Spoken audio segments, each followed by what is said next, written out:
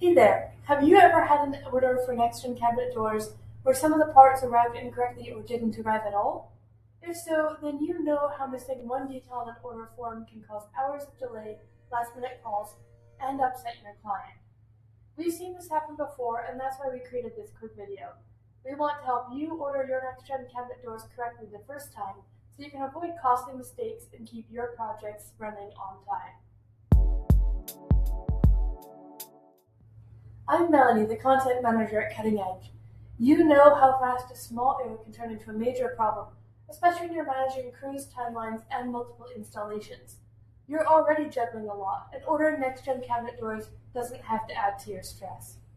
In this video, I'll walk you through how to fill out the next-gen door order form step by step so you can place your order accurately the first time. This is what you'll see when you open up the next-gen door order form. Now, before you get started, you have two choices. You can either download now, or you can download once you finish filling out the form. If you do choose to download now, make sure to save your changes once you're done entering your information so that you don't lose your work. When you get started filling out the form, your first information to provide is your business name. For us, that would be Cutting Edge.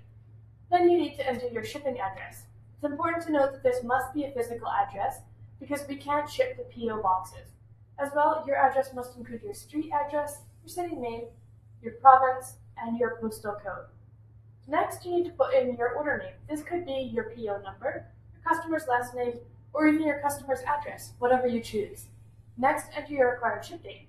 If you don't have a required ship date, leave it blank or enter N/A. Next, you need to choose your style and rail material, as well as your panel material. Typically, you would choose the same material for both of these options, but you could choose to combine two different materials if you wish. I'm going to go ahead and go with canvas. Next, choose your next-gen profile. You'll notice that we've got the profile code here and the construction method in the second spot. So I'm going to choose shaker with cope and stick construction, but you could choose any of these other profiles as well. Next, it's time to talk about hinge drilling. So if you choose no hinge drilling, you can ignore this section entirely. I'm going to choose hinge drilling so that I can walk you through the information that we need here. If you do choose for hinge drilling, let us know what type of hinge you're using. I'm going to select Bloom Insert Up. Then you need to choose your hinge offset. This is the dimension from the edge of the door to the edge of the hinge hole. This is typically between 3 and 5 mil. Next, your hinge placement. This is the distance from the top or bottom of the door to the center of the hinge hole.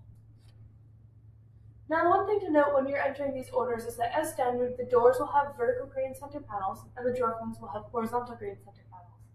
If you want something different, for example, if you want your drawer fronts to have vertical grain center panels, or if you want your doors to have horizontal grain center panels, that's perfectly fine. Just let our team know when you're placing the order so we can enter your order correctly. As well, each profile comes with a set style and rail width, which is why there's no option for entering a style and rail width in this form. And finally, for style below, just note your general door type, and I'll show you how this works. First, we're going to go ahead and enter some doors here. We need to note door style is door, obviously, and then we're going to keep going and enter a few more doors. As long as you're entering doors, you don't need to change the style. But as soon as you change the style, for example to a drawer front, make sure to note the new style. And then if you order some more doors after that, you'll need to note that the style has changed again. Once you're done filling out the form, you haven't already, it's time to download your form. So click download over here, but make sure to download with your changes so that you don't lose all your hard work. You've experienced enough delays, miscommunication, and rework to know how a simple mistake can destroy your entire schedule. But now that you've learned how to order next-gen cabinet doors correctly, you're one step closer to a problem-free experience. All that's left for you to do is download the form, fill it out, and then send it off to us at orders@cuttingedgeinc.ca. If you've got any questions, let us know. We're here to help make your next project headache-free.